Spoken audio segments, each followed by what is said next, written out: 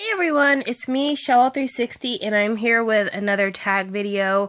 I've been having like the worst day ever, so if I don't seem as happy or peppy in this video, it's just because this day has been bullshit. Utter and complete bullshit.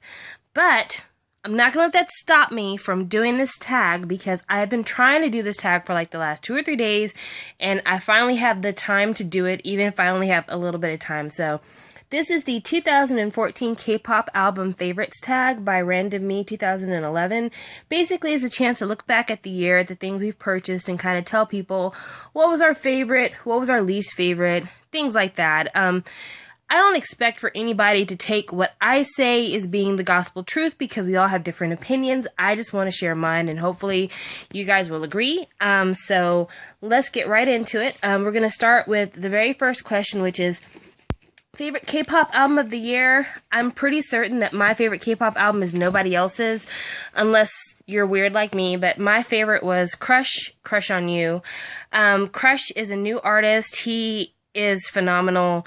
He's wonderful. Everything that he's put out so far has been my favorite and my best, so he was my favorite. Like, this is the album that I can listen to all the way through on repeat several times, and I didn't anticipate how well I would receive this. Like, I knew I liked him on certain songs that he was featured with other artists. I had no idea how much I would enjoy this once I received it, and it really has been a favorite, and it's stunning how good it is for a debut CD. So yeah, Crush's Crush on You was my favorite K-pop album this year.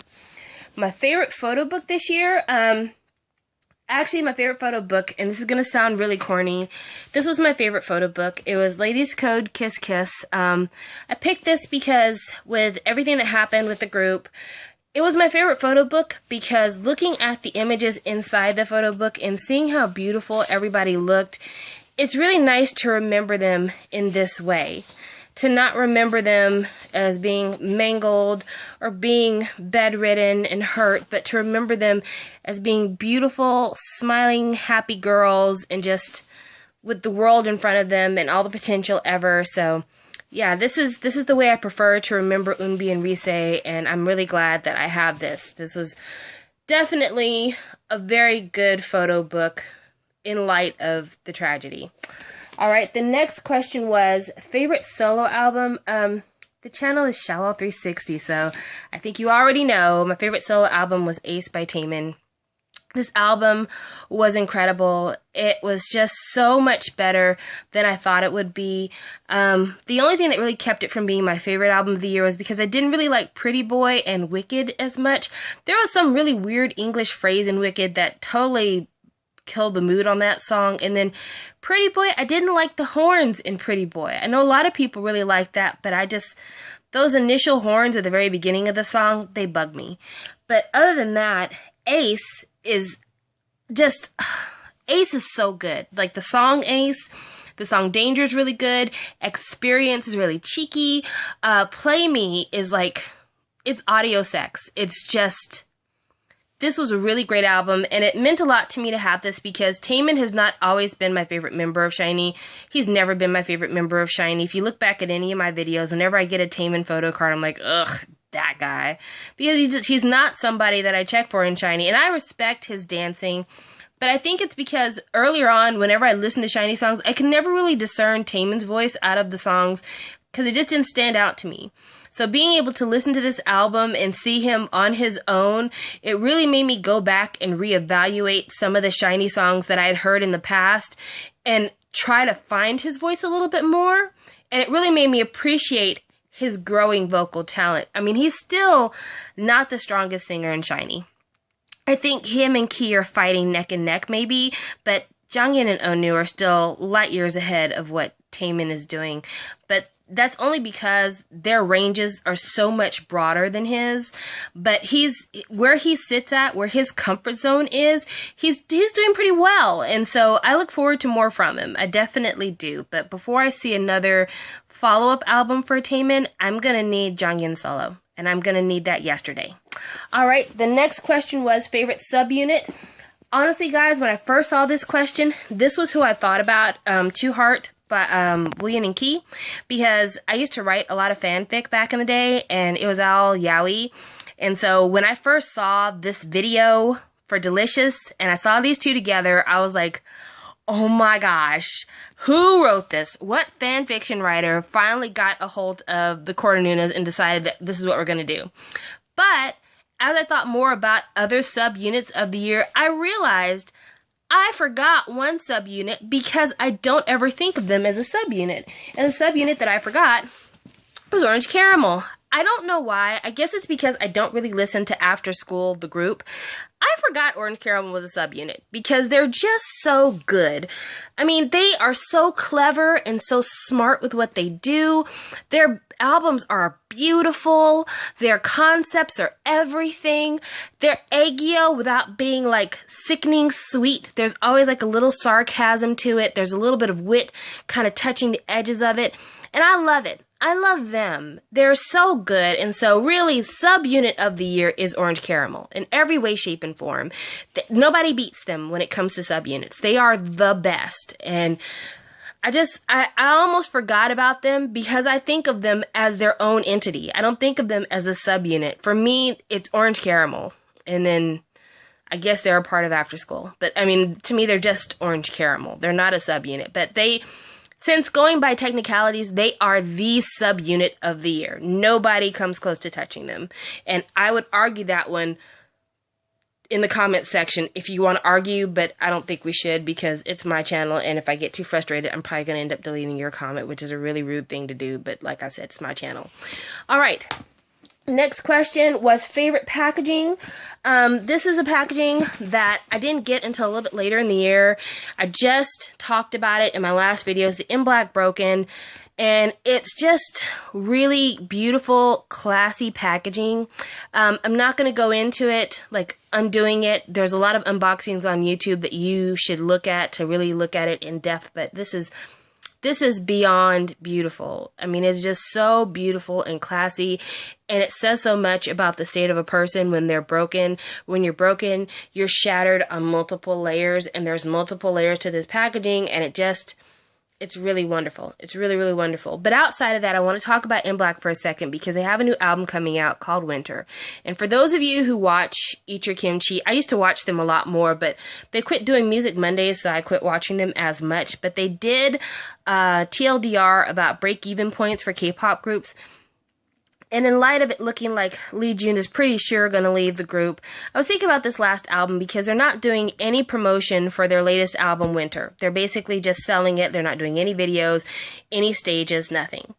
And I think maybe it's an opportunity for them to make that last bit of money as a group together. So if you've ever liked In Black for anything they've done for you in the past and you have a little extra money laying around, please buy In Black's Winter. Please, please buy it. Please support the guys. If you can't buy the physical album, buy the MP3s.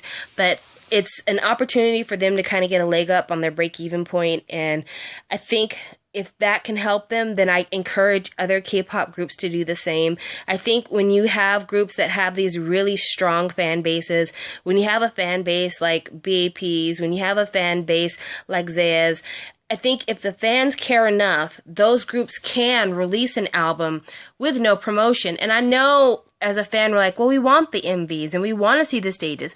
I get that. But, you know, if we had to choose between who we wanted to support, the record companies lining their pockets are getting our idols ahead on a contract that maybe could put them into debt for several years. I would rather help my idol by just giving them flat out cash than have them put on a big production and end up in even greater debt because of it. So kudos to In Black. They're always doing something new and inventive as far as I'm concerned. And if this is a new standard, putting out an album with no promotion, if they're going Beyonce on us, then damn it, let's all start doing it. And I'll support you. As long as you let me know that it's available for purchase, I'll support you. All right, least favorite packaging of the year. So many to choose from. These three were all tied at first for least favorite packaging because I hated them. Block B, I hated this packaging because it's so vulnerable and it came all smashed up, and I talked about that in my other video, so I'm not going to go into it.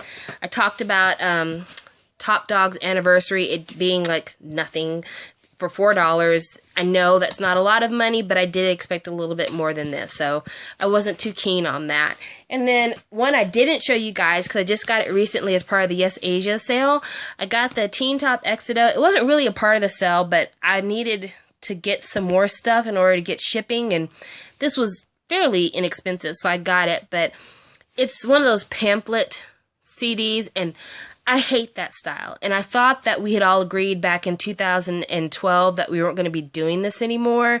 So to see it and this be the very first Teen Top album I've ever bought, I can tell you, I'm pretty certain I'll never buy another Teen Top album. Like, I was trying to give them a chance because I really liked Missing and I really liked I'm Sorry. And those are good songs. But the rest of the songs, to me, are mediocre at best, and this packaging is shit packaging. I just want to show you guys the photo card because I'm sure you're going to ask about it. But yeah, it's one of those things that you shake it and the CD just fucking rolls out. And it just, I don't like that. It's not secure. It's not reasonable. And for what we pay for these, this CD was like 18 bucks. I think for 18 bucks, I deserve way more than this. I think everybody deserves more than this for $18. So yeah, this is probably some of my least favorite. But even though this was a strong contender to win for least favorite, my absolute least favorite packaging of the year is Taeyang's Rise. And it's my least favorite packaging because I am tired of YG giving their fans the middle finger. I'm tired of YG saying, because you are a Big Bang fan, we're going to charge you $20 for some bullshit. The songs on this album are good. I don't want you to misconstrue what I'm saying. What I'm saying is bullshit is the fact that you have an album that is in a jewel case, because I think we all agreed that jewel cases belong in America and in Japan, but not in K-pop. So you get a jewel case, which sucks. Even though it does have that lenticular thing going on, that's kind of nice, but still, it's a jewel case. Instead of photo cards for this album, what do we get? Stickers, which I can't imagine that these stickers were any cheaper to produce than the photo card. And you can't say that you did stickers because you feel like your listeners are too mature for photo cards, because they're too mature for photo cards, but they're immature enough to want stickers. I mean, come on, guys. Come on. And photo cards are way more useful. At least you can trade photo cards. Who's trading stickers? Who's using these stickers? Seriously, this is like an ad almost. This is useless. But then the last thing that really seals the deal for me is they did something that I really thought was only confined to SM, but apparently YG does it too. The fucking blank pages in the photo book. What is the point of giving me a thick photo book when I'm basically getting mostly a blank page on one side? And I know it's like, well, it's artistic and we want to put your focus on the main image and bullshit. Bullshit. I want two pictures. I don't want one long picture with one long blank space. Not only that, but if you look at this picture, you can tell, like, this is a picture and then they just put a blank space on there that was shaded. What the hell? Why are y'all doing this? What is that about? So yeah, YG, you win. You win for being the absolute fucking troll that you are. Just miss me with that bullshit. Really, you can miss me with that. Alright. And then the last of the standard questions was favorite Japanese, and once again, you know what the channel is. So obviously my pick for favorite Japanese was I'm Your Boy by SHINee, because it was my favorite, it was my best. I haven't shown you guys this because I guess I can announce it now, because I've hinted at it before, but I'm going to say it for the first time in this video officially. I am now collecting SHINee Japanese, even though I will be honest, this is not the Japanese press, this is actually Korean press, because Korean press was like half the price of Japanese press. But these are the I'm Your Boy limited editions, which if you can get them in Korean press, it's worth every penny. They are adorable and cute and wonderful and everything. But it wasn't just my favorite Japanese because it was SHINee, even though that is like maybe 70% of it. The other 30% is because this was a year where SHINee did no Korean releases other than Taemin's solo. Onu has been struggling vocally, so we really haven't heard from him, like even just in an interview, we haven't been hearing from him, and I really found myself kind of with the SHINee withdrawals. And so it was nice to have something where I could hear all 5 voices. And especially on some of the newer songs that we hadn't heard before, like Picasso and 365. 365, the moment I heard it, I remember thinking, they need to do a Korean version of this because it is that fucking good. And then Picasso, the same thing. I'm like, this is a great song. Not only that, but if you go on YouTube and you look at the live performances, he kills Picasso. Like, he really does. He kills it. So, yeah, this was my favorite. This is my favorite Japanese release of K-pop. And I miss SHINee desperately, but, you know, with Onu and his health issues and just in general, considering how busy of a 2013 they had, I'm all right with them taking a break. I really am, you know, and SM has been going through it. And not that I have so much sympathy for SM, but SM really has been, they've been mired in the shit for the year. And so any opportunity to keep my biases out of that shitstorm, I'm totally with. So yeah, don't feel like you need to hurry back for me. I'll be here. I'll be waiting. But I do miss them dearly, and so this was my favorite because it was a chance for me to hear the voices that I missed and see some performances I hadn't seen, and hopefully it'll be enough to get me through 2015, it looks like. Alright. And then there were a couple of bonus questions. One was album that surprised you. The album that surprised me this year was VIX's Error because I had never been a big VIX fan. And I got this and I loved it. I really, really did. I had said when the video first came out, I had written in the comment section of the video that this was the comeback of the year for me. Like, it really was the comeback of the year for me. I love this song. And getting the song under my skin the way it did, I was very pleasantly surprised that there were some additional songs on the mini album that made this more than just a single purchase for me. And so, I mean, this album alone changed the tide. And I think this is what K-pop should be like. For veteran groups who are out there releasing music, you should never get out there and release an album with the thought, well, I know that the diehard fans will love it. You should always release music with the idea that not only will the diehard fans love it, but this is going to capture new fans. And I guess that's what pisses me off the most about Taeyang's rise, is that this was an album that just assumed that a fan base was going to buy it. Whereas I feel like Era was an album for a group that is continuing to try to build their brand. And I appreciate that, you know. I appreciate them saying, we're going to do something that if maybe you weren't interested before, this is going to reel you in. And I think that's what every group in K-pop should strive for. So this was the one that really pleasantly surprised me.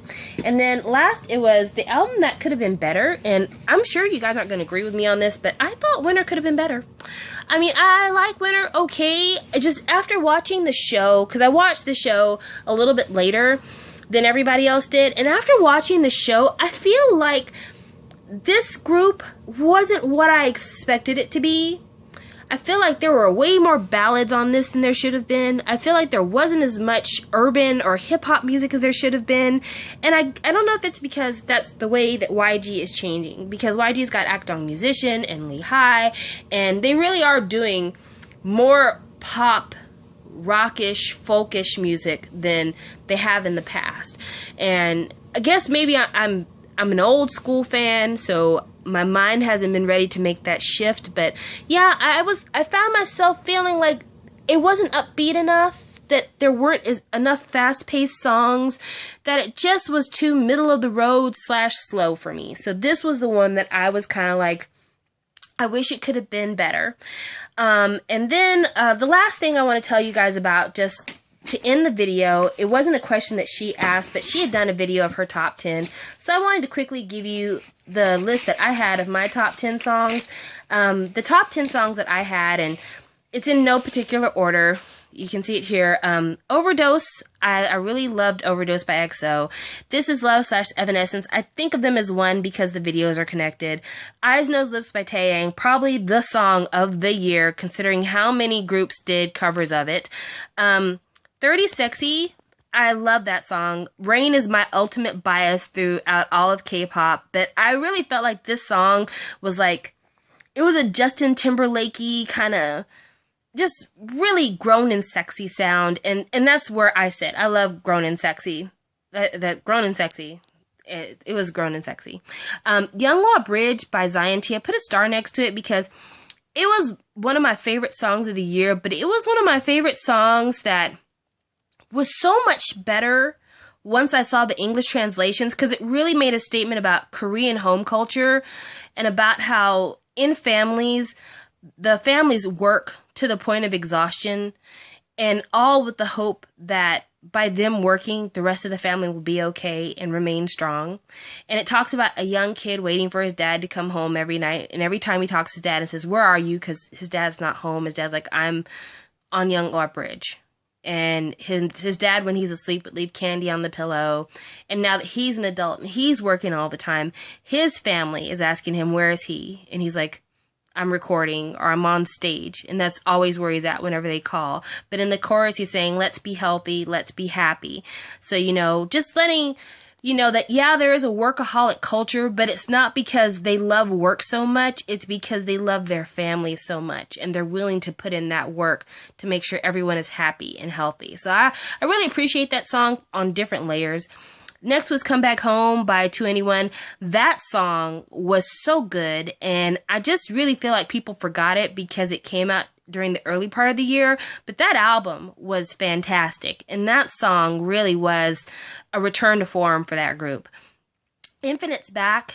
I liked that song, and it was a song that made me want to listen to Infinite. I have to be honest, Infinite, their sound has been really retro for me, and not retro in the 90s, but retro in the 80s, which was more my older sister's time. So I didn't feel compelled to listen to a lot of their stuff, but that song, it gets you in a place. It's an earworm. That "Can You Save Me" part, I don't know how anybody can listen to that once and not be hooked. So yeah, I love that song. Error, I already talked about that one. Ace by Taemin. If you haven't seen the concept video, what are you waiting for? Turn this shit off and go watch it, because damn that man. It should be illegal. It should fucking be illegal to be that sexy. And last was BTS Tomorrow. It was a song that I hadn't heard until a little while ago. And I think I'd heard it, but I didn't hear it well until I saw the English subs. And that song is the fucking anthem. It is the anthem of the year. Keep pursuing your dreams. Keep trying hard. Don't give up. Don't be afraid to put in the work.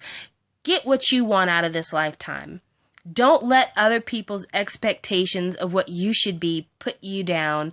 If you know what you want to be and you have that dream and you're willing to sweat for it, go do it, because tomorrow's not guaranteed. And better to die trying to do what you love than live every day miserable and dreading tomorrow.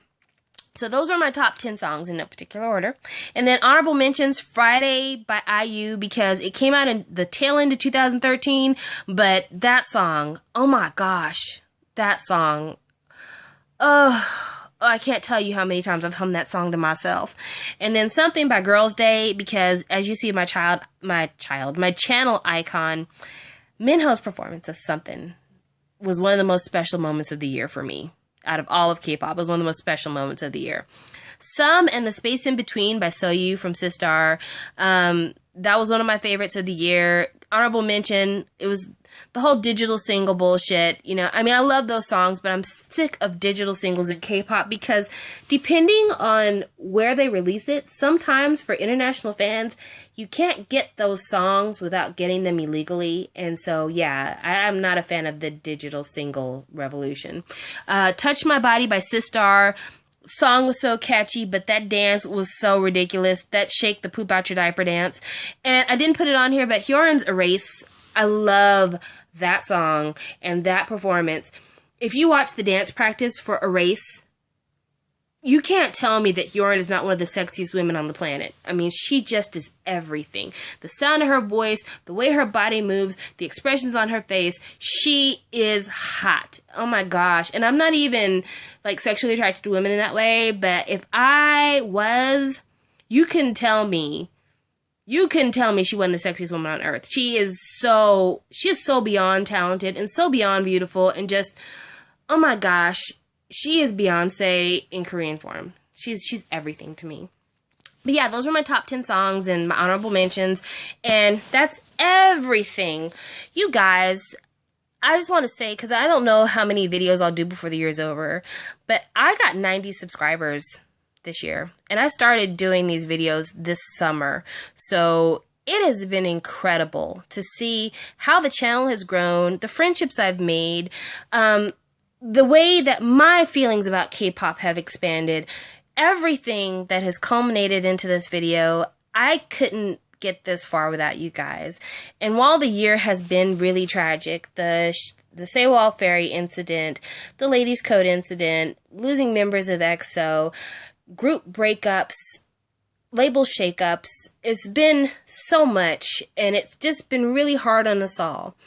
But I have to say, the highlight of the year for me and for anybody else who loves K-pop is the fact that we've been able to overcome a lot of our tragedies by sticking together. Whenever there's been an incident in one group, it seems like the fans of every other group are there reaching out their hands to give support. And here on YouTube, even though it's in a smaller way, anytime I felt like I couldn't really make it, when I felt like nobody was really watching, when I felt like the things I had to say weren't interesting, or I babbled too much, or I just am too raunchy for your average bear, it has been the commenters and the subscribers that have really held my hand and let me know, hey, we like to hear you babble, because if I'm listening to you, I don't have to listen to my mom or my dad or whatever.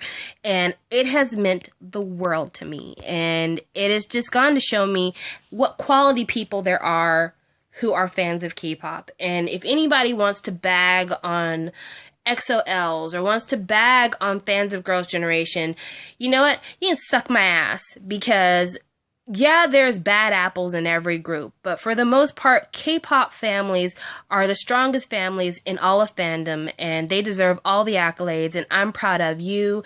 I thank you. I love you. And just like I always say, let's continue to pray for our idols. Let's continue to pray for each other, and let's continue to stay safe into the new year.